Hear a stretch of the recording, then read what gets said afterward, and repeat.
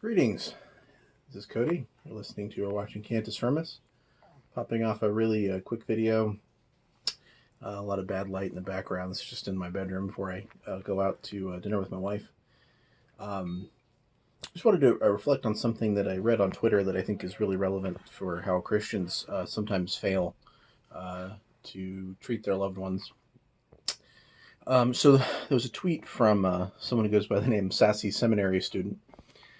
And she had written about this sort of conflict between maybe having a traditional view, a Christian view on sexuality, but also not being a jerk. And what she had wrote essentially was, I don't know, quote here at this part of the tweet, affirming a traditional sex ethic complicates matters with our queer loved ones, and this should be acknowledged.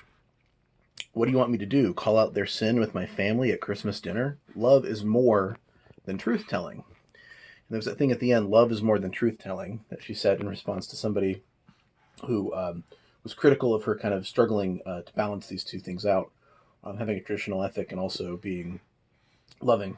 Of course, people always come out of the woodwork and say that you need to be a hardliner and be really aggressive on these topics and stand up for the truth. And so this response, love is more than truth-telling, I thought was really important. Because it's not that truth-telling is not loving, because it obviously can be, and often is, but it's more than it. And it also brought to mind what John writes in 1 John, that perfect love casts out fear.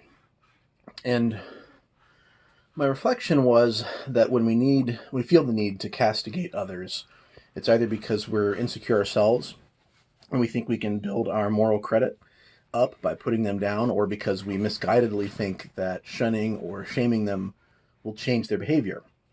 And we think that we're doing them a favor by, constantly bringing up some area where we think they fall short.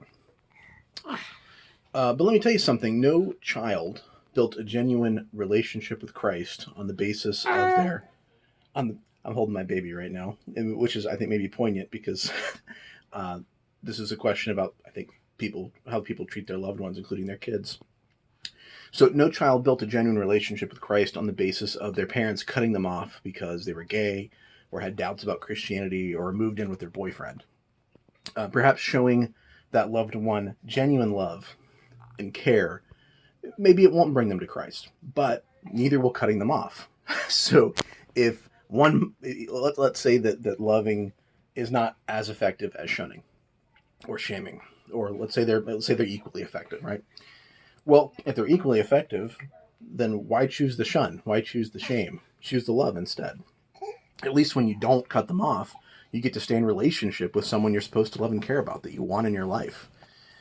So here's what I would say. Hold to the faith, stay committed to Christ, and even affirm the high sexual ethic that's found in Scripture. But don't push people you care about away by treating them unlovingly. Not only will you lose a relationship that matters to you, but you'll also be pushing them away from Christ. So keep loving them and acting as a reflection of the love of God. And my question is, what do you have to lose doing that? Anyway, sorry for the low video and sound quality, just something I wanted to pop out real quick, and hope everyone is doing well. Thank you. That's Ivy, by the way. Say hello, Ivy?